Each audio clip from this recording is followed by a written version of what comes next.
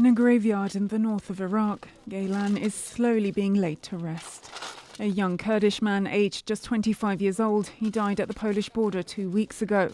His remains have only just been returned to his family. He hadn't eaten for 5 days. He was diabetic, but he didn't have his medicine. The guards knew he was ill. Gaylan's family say he died on Polish soil. And when his travel companions asked for help from Polish soldiers, they took them back to Belarus. His friends in Iraq never thought that when they said goodbye to him, they would be burying him just a few weeks later. Now they want to convince other Iraqis not to attempt the crossing. Don't choose this way. If there will be the other way, you can choose it, but don't choose this way. This is the hard way. This is the hardest way. There's no food, there's no medication, there's nothing. His family are angry at the way Gaylan was treated. The soldiers sent him to the other side in such a dictatorial, unethical way. Everything was so brusque. And there's a government here too, which ignores its people and doesn't look after us. Nobody ever truly chooses to leave their home behind. It's never a pleasant choice to make. There is always a good reason why.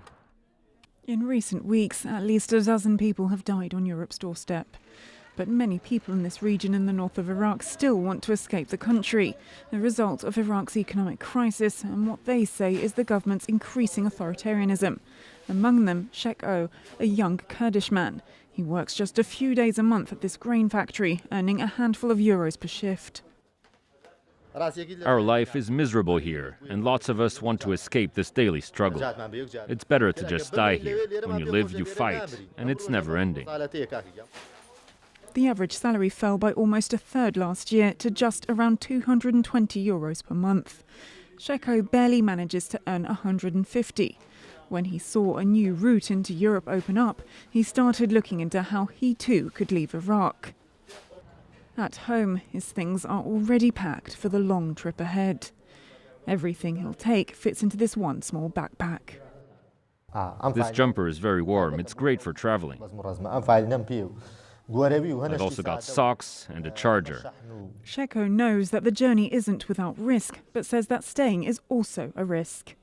You can never just live in peace here. If you want to express your opinion, you'll live in fear that the authorities will come get you and torture you.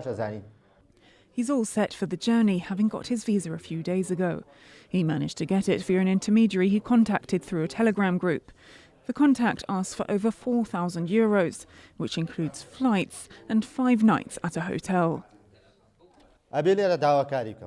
There are a few support groups. You ask for what you want, you send your question, and somebody will send you a private message. Somebody sent me a message about getting a visa. Other groups told me that the guy was trustworthy, so I sent him a copy of my passport. I met up with him and gave him the money.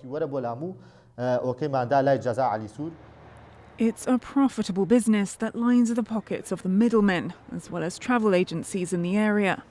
One tour operator agreed to meet us in a cafe to explain how this business works under the condition of anonymity.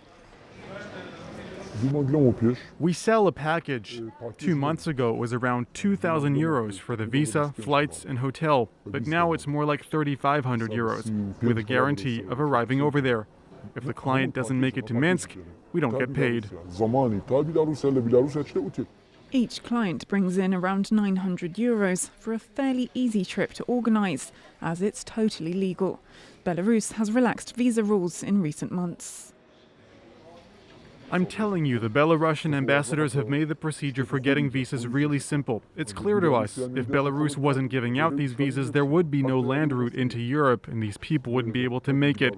Belarus 100% wants these migrants. Europe has hit out at what it says is an attempt by Belarus to instrumentalise migrants for political purposes, an accusation Belarus denies. But as long as visas are granted to citizens looking to flee their home country, migrants will continue to gather at Europe's borders, where inhuman conditions and sometimes even death awaits them.